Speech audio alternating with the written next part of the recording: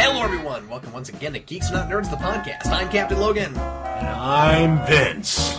Vince, how was your Christmas?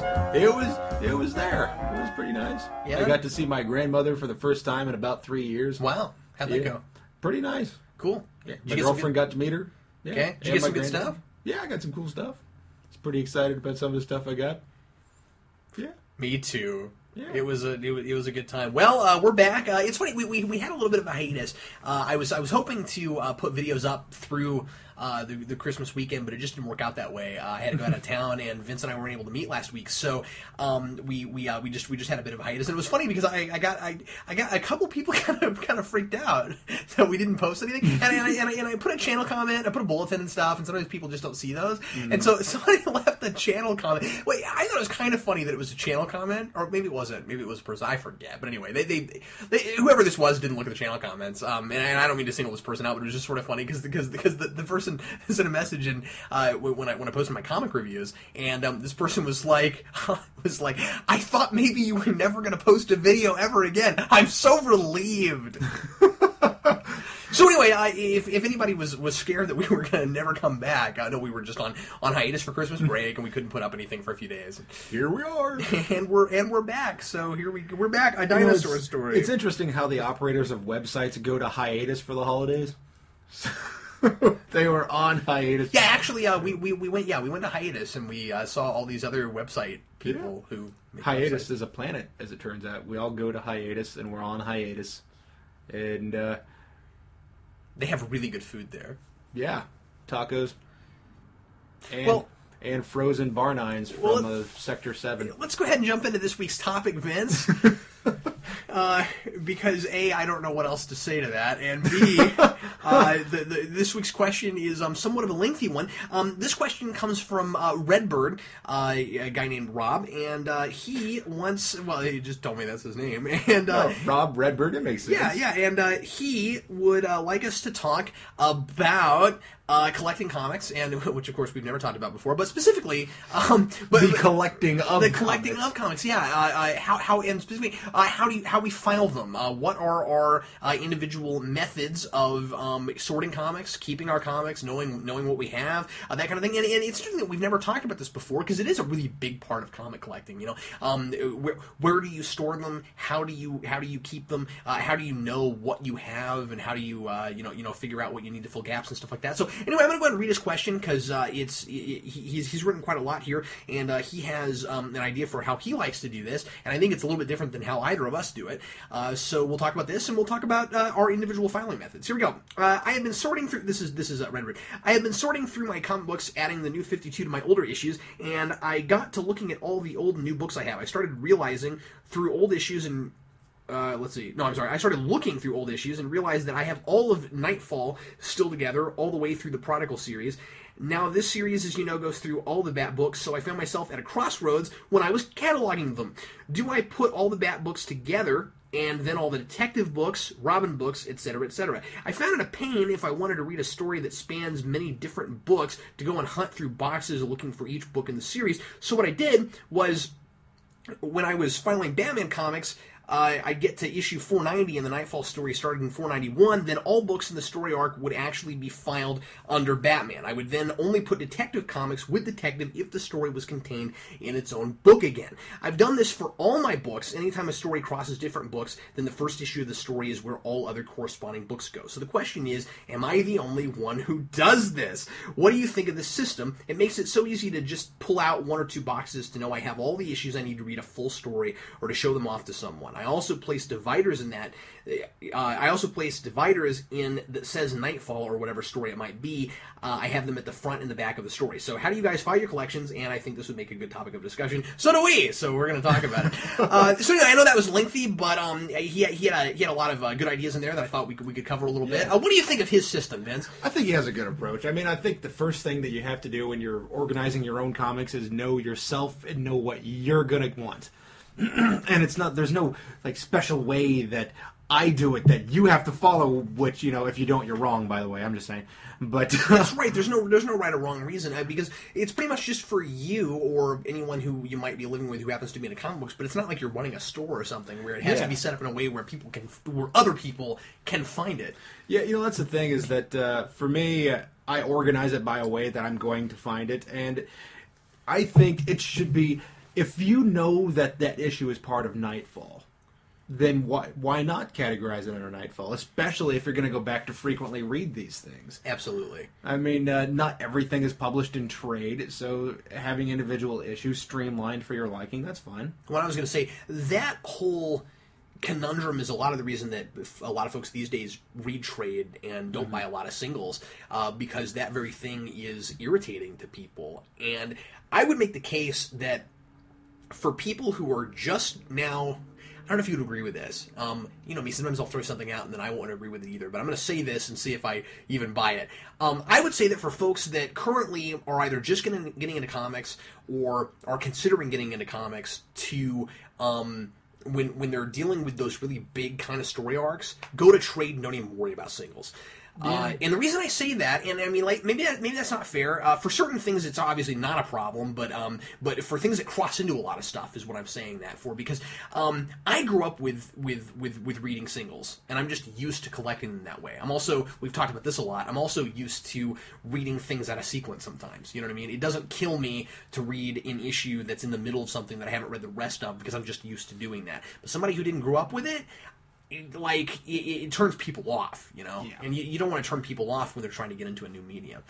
Being a completionist on certain things, you start realizing just how just bizarre some of these things are to... Because what I try to do is I try to keep it alphabetical, so, that no kidding, who doesn't? But, and then I start realizing that there are series that changed names as it went through. So, you've got a lot of stuff that would do that. Yeah. Thinking about your collection, yeah. I mean, when I look at Punisher, I go, oh my god, because you have all of the different series that are called The Punisher, and then we have a couple Volume 1s, which are, when you look at it, they're just different series, but they're both called Volume 1. And then you have stuff that changes names during the series, so you'll have things that are like Punisher Max, 2 words, Punisher Frank Castle, Punisher Max, 1 word, and I'm like, oh my god, this is annoying. And yeah, I think part of the problem, and I didn't think about this until just now, is that there's not a standard way to do a lot of this stuff, right? Yeah. For instance, talking about volumes. Now, forgive me if I'm wrong in my recollection. I think that what you're talking about is that isn't it that Punisher started with a mini? Yeah. And that was Volume 1, and then it had a monthly, and that was Volume 1. That was Volume 2. I mean, they had Volume 1, the mini, they had Volume 2, the monthly, and then they had... Well, then what was the other Volume 1 you were talking about? And then they went to a third series where they decided to, get rid of the Punisher and in that series, and it was, I think... And they called that also Volume 1? It's a 90s series that I think is like an 18-issue maxi series. The point I was going to make is that not always will they even standardize how they call things in volumes, right? Where you'll get a character where the character got a mini series. I can't think of a good example right now, but let's say the character got a mini series, and then they get a monthly, and then the name of the book is the same. Mm-hmm. But they don't even play with volume numbers. And then there's other things where they do. You know what I mean? Like you and I before the podcast were talking about Batman Beyond. They called the Batman Beyond series that they were doing while the cartoon was on Volume 1, and then later when they brought it back years later, they called it Volume 2, and it was a mini. Mm-hmm. I think that was volume, unless it was even one in between it that I'm not thinking of. So anyway, like that gets complicated. And all these numbering things starting over. What drives me nuts is when they don't change the title font enough. Do you know what I'm talking about?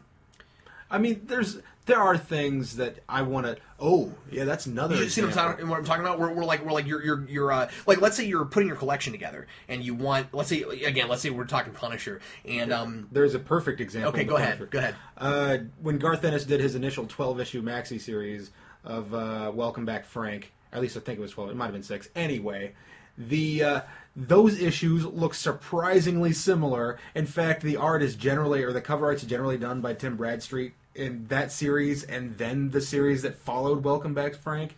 So they look almost exactly the same, and oh my god, collecting that was a nightmare. The thing is, once you have it all put together, if you own every issue of both series, it's not as big a deal because it goes to 20 whatever it goes to, and then it starts over at 1. But if you don't have them all, or if you're collecting them, or you're gap filling, and you always have to, most of us collect single issues in plastic, and we put tape on it. Yeah. And you have to pop all that open and get it open and pop it open and find where the date is. And guess what? It used to be that the date was generally at the beginning. I mean, there's a lot of stuff here that we can talk about. They used to be that the date was nearly always right in the front cover, either in the opening flap or the very first page, right? These days, it could be anywhere, and it's not always there. Yeah, literally. Like, oh my god. There are times that I will get physically angry. Like, you can see me with an issue going, where the blank is it? I've yelled. In fact, recently I yelled at an issue because I was going, okay, all right, I spent Christmas money on this, and I cannot find for the life of me the publication information. What month was this? We're in a day and age where the people making comic books know that many of the people who buy, especially who buy single issues, are collectors. And they have made it harder and harder on the collector to file their stuff and to catalog it. In the 90s, most, and even in the 80s and in a lot of years before that, but nearly every book I own from the 90s has a year on it. Yeah. Nearly every one. They don't publish years anymore on covers. I can't think of a series I'm reading that has a year published on the cover. Yeah. They don't do that anymore. That was extremely useful. You know what I mean? Because that was something you could use to gauge volumes also, if you knew enough. And guess what? We don't standardize anything. Where the number is on the book, that could be anywhere. Where the price is on the book, that could be anywhere. A lot of indie publishers put the price on the back.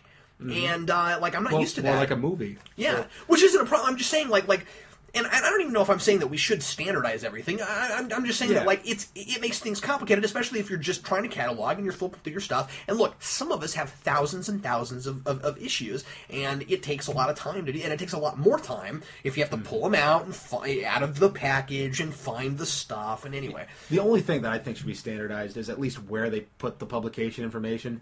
I mean, either in the front cover or the back cover. Don't you still kind of wish though that all comics would at least put a year on the front?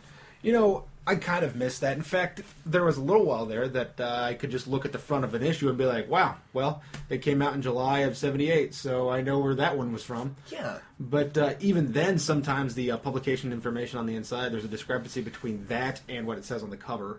So I usually go by the publication information. So I always flip open a book, even if it's on the front cover. Well, you know what the discrepancy is, or at least I think I'm right about this. I think a lot of times it's simply when it's slated versus when it actually comes out. Where it'll say it'll say like February, but it actually came out in December because they were just quick. Or they put the usually except for the creators that are slow and that are not putting stuff out on time, they're usually a few months ahead, Well, anyway, let's get back into the actual topic at hand. Though I think this is all very much related. How you and I each do our filing, and compared to what Redbird here is doing, and just to give people different ideas of how they might do this, especially for folks that maybe or just getting into collecting, or have bought a lot of stuff. I talk to folks at Pop Culture sometimes who have just been collecting a few months, and they say, "I've got 100 issues now. I'm not sure what to do with them." You know what I mean? They come in for a box, and they're trying to decide how they're going to organize them, or they're trying to decide, do I need a short box? Should I get a long box? I'm not sure. How long it's going to take. You know what I mean? How many? I get this question. How many issues can I pack in a box if I don't bag and board them? You know what I mean? Things like that. So, you do pretty much just alphabetical, right? What I try to do is, and I haven't separated it out. If I could ever convince myself to do it, I would separate it into a question collection, a Punisher collection, because I have my Punisher collection separated out, because that's at least a third of my collection. And when Vince says his Punisher collection, you don't just mean books with Punisher on the title. You mean everything that has an appearance of the Punisher, right? Yeah, Actually, so you have all those together. So now, is that alphabetized A to Z? yeah.